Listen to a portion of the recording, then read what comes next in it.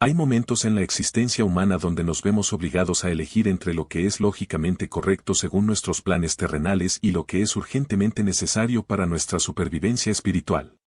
Nos movemos en un mundo regido por calendarios, por agendas impecables, por compromisos ineludibles y por la tiranía del tiempo cronológico.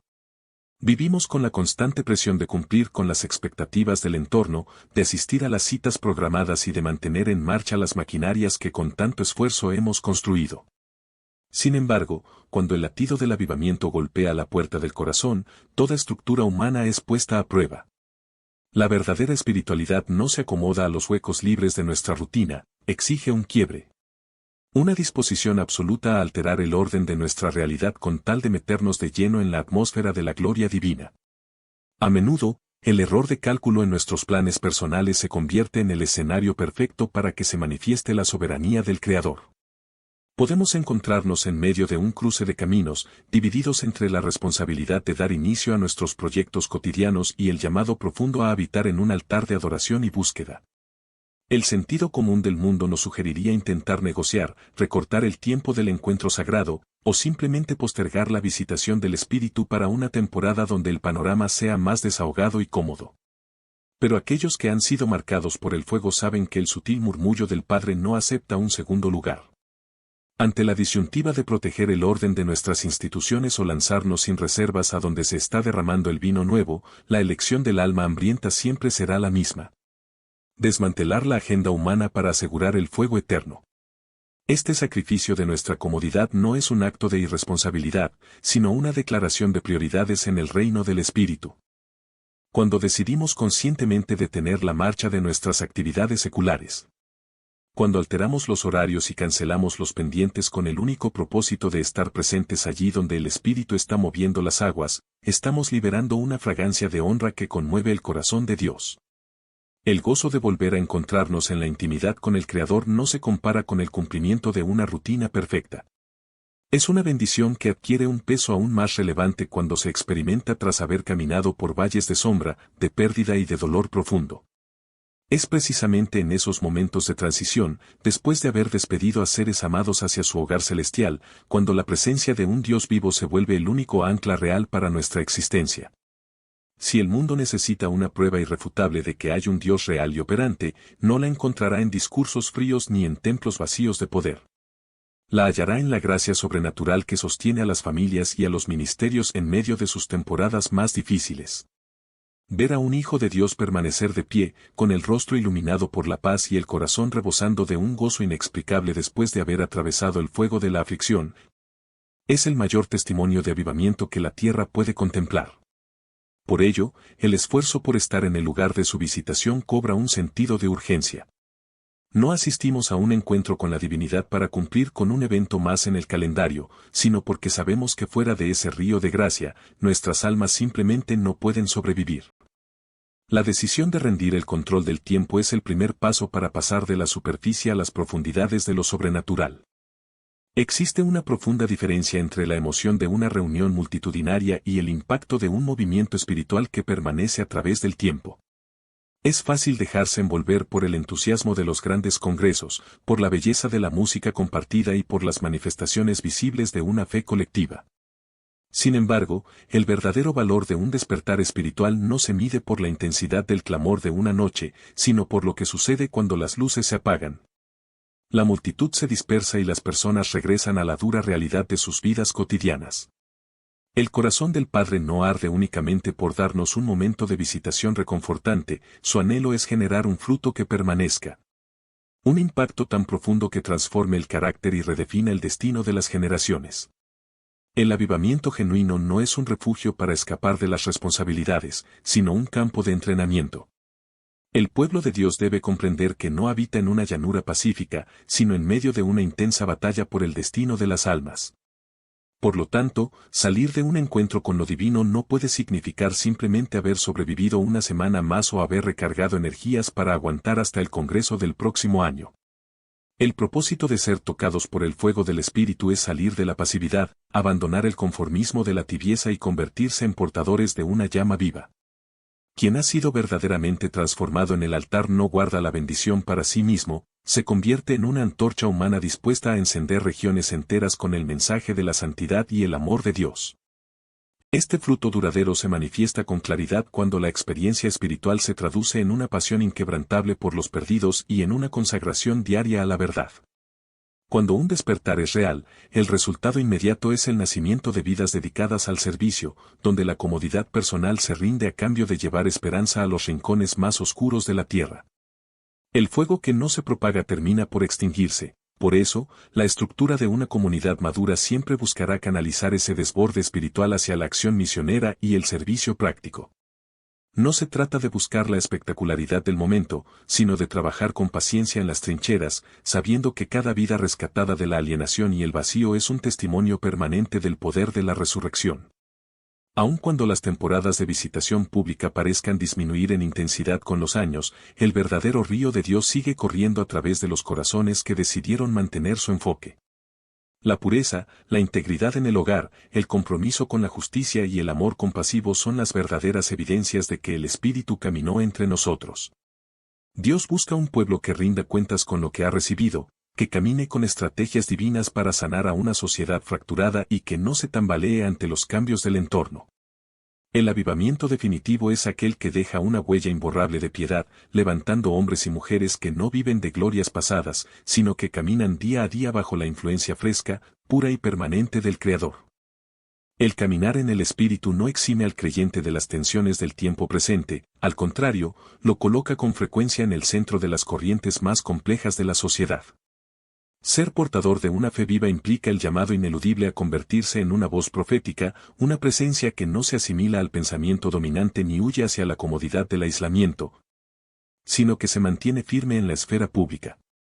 El diseño original para el pueblo de Dios nunca fue el resguardo dentro de las paredes de un templo o el refugio en el anonimato del temor, el mandato eterno es ser luz en los lugares de mayor densidad cultural, manifestando la verdad con una firmeza inquebrantable, pero siempre ungida por un profundo espíritu de amor y compasión. Mantenerse firme frente a las agendas ideológicas del mundo moderno requiere una valentía que no nace de la arrogancia humana, sino del quebrantamiento ante el Creador. Es muy fácil caer en la trampa del activismo confrontativo que hiere en lugar de sanar, o en el extremo opuesto del silencio cómplice que cede el terreno por temor al rechazo o a la desaprobación pública. La verdadera madurez espiritual se mueve en una dimensión distinta, es aquella que se niega a huir, que asume los costos de la impopularidad y que decide hablar con claridad meridiana. Sabiendo que la meta final de toda intervención divina no es ganar un debate político, sino rescatar los corazones de los seres humanos. El corazón del Padre no late con odio hacia quienes caminan extraviados en sus propios deseos, se rompe por ellos, extendiendo una gracia que limpia y una verdad que tiene el poder real de transformar las identidades desde su raíz. La confrontación con el pensamiento de la época suele desatar controversias que intentan intimidar a los siervos de Dios. Las plataformas digitales, los medios tradicionales y las estructuras legales pueden alinearse para presionar a la Iglesia a recluirse en el clóset de la pasividad. Sin embargo, la historia de los grandes despertamientos demuestra que cuando el poder del Evangelio se manifiesta sin adulterar, las oposiciones se vuelven el megáfono que Dios utiliza para capturar la atención de las naciones. Ser mencionado, cuestionado o incluso atacado por mantenerse leal a los principios eternos no es una derrota, es el recordatorio de que el reino de las tinieblas reconoce el peso de la luz. Cuando los sistemas del mundo intentan prohibir la proclamación de la verdad en los recintos establecidos, la respuesta del Espíritu no es el retroceso, sino la expansión hacia las calles, las plazas y los espacios cotidianos donde la necesidad humana clama por libertad. Esta firmeza profética exige también una profunda fidelidad en el ámbito más íntimo de la vida, la familia y las generaciones venideras. La batalla por los valores eternos es, en el fondo, una lucha por el destino de nuestros hijos y nietos. Quienes han decidido hacer la voluntad de Dios entienden que el costo personal puede ser elevado y que la desilusión o el peligro pueden acechar en el camino. Pero la recompensa de caminar en obediencia excede con creces cualquier sacrificio terrenal. La madurez cristiana consiste en saber que si la vida misma se ha de desgastar en una causa, debe ser en una que tenga eco en la eternidad. Pararse por la verdad en medio de una generación voluble es el mayor legado que un creyente puede dejar, demostrando con su propia vida que el Evangelio no es una teoría inofensiva, sino el poder transformador de Dios operando en la historia humana. La experiencia espiritual no es estática, está diseñada para llevarnos a través de un proceso de inmersión progresiva donde el control humano se rinde paso a paso ante la soberanía del Creador. En la visión del profeta Ezequiel se describe con precisión este viaje hacia las profundidades de la gloria divina. El escenario comienza en el umbral de la casa, en el santuario, de donde brota un hilo de agua sutil y silencioso que fluye hacia el oriente. No se trata de un torrente violento que arrasa de inmediato, sino de una corriente que invita a caminar, a explorar y a avanzar conforme el guía celestial mide las distancias con un cordel en su mano. Es el reflejo exacto de cómo el Espíritu Santo nos introduce en su presencia, con una delicadeza que respeta nuestro proceso, pero con una dirección inalterable que nos empuja a ir más allá de donde nos encontramos. El primer nivel de esta travesía es el agua a los tobillos. Es la etapa donde la persona experimenta el frescor del río, pero sus pies permanecen firmemente plantados en el fondo. En este punto, la estabilidad depende de uno mismo, se puede disfrutar de la bendición, aplaudir en el Congreso y testificar del mover divino, manteniendo intacta la capacidad de decidir hacia dónde caminar, cuándo detenerse o cuándo salir del agua para regresar a la orilla segura. Es un nivel necesario de inicio, pero representa una espiritualidad superficial si el creyente decide acampar allí para siempre.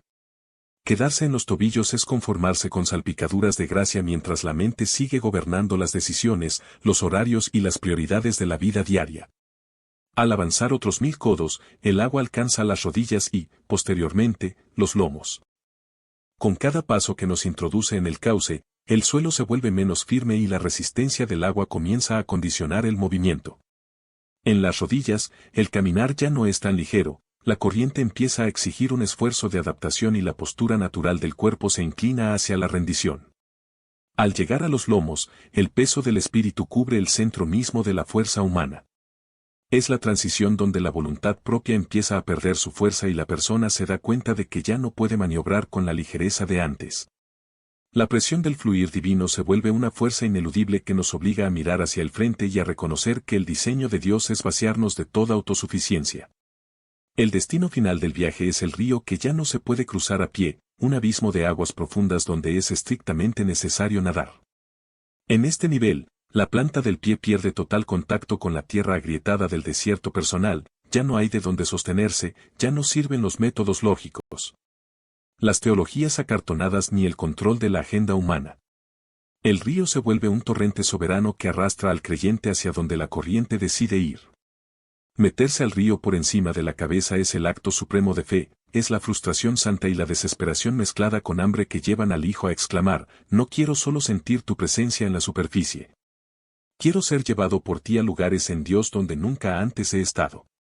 Es allí, donde perdemos el control, donde verdaderamente comienza la dimensión de lo sobrenatural.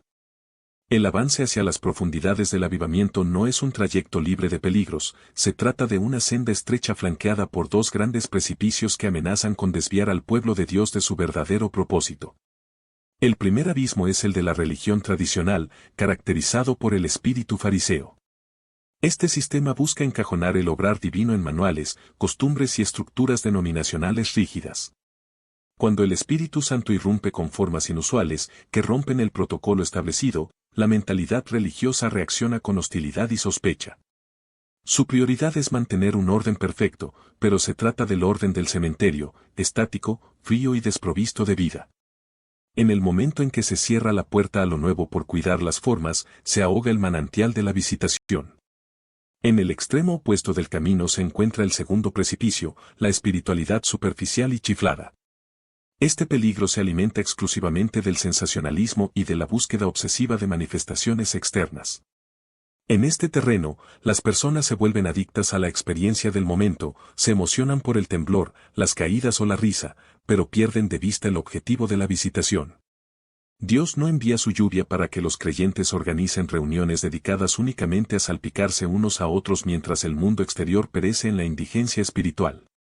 El propósito de la lluvia divina no es mojar el suelo por entretenimiento, sino empapar la tierra, penetrar hasta la raíz y preparar el terreno para una cosecha abundante de almas y una transformación profunda del carácter. La verdadera renovación debe evitar ambos extremos para mantener la mirada fija en la persona de Jesucristo. El avivamiento no desciende para generar controversias estériles ni modas pasajeras, sino para limpiar a la iglesia y reorientarla hacia dos fundamentos esenciales, la santidad interior y la salvación de los perdidos. Dios es celoso por su pueblo y no se conforma con poner un curita superficial sobre nuestras heridas espirituales, su intención es arrancar la enfermedad de la autosuficiencia desde la raíz, trayendo un arrepentimiento genuino que transforme la vida cotidiana. Una iglesia sana es aquella que no se encuentra satisfecha con su estado actual, sino que vive en una constante inconformidad santa, clamando por más de la vida sobrenatural de Dios. Cuando el Espíritu Santo se mueve con total libertad, la teología muerta y el orgullo intelectual entran en conflicto directo con lo sobrenatural. Sin embargo, es vital comprender que no existe ninguna batalla entre el Espíritu Santo y la palabra de Dios. Las Escrituras son el fundamento inamovible que nos mantiene firmes cuando el río crece. Sin un cimiento bíblico sólido, el creyente corre el riesgo de perderse en corrientes de confusión. La plenitud del Evangelio no se limita a una doctrina correcta o a una moralidad externa, requiere la manifestación viva y real del poder de la resurrección, operando milagros y sanidades que obliguen al mundo a reconocer que Jesús está vivo y presente en medio de su pueblo.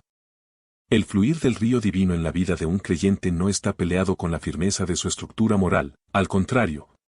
La verdadera unción del Espíritu Santo es el agente más poderoso para consolidar un carácter piadoso y estable.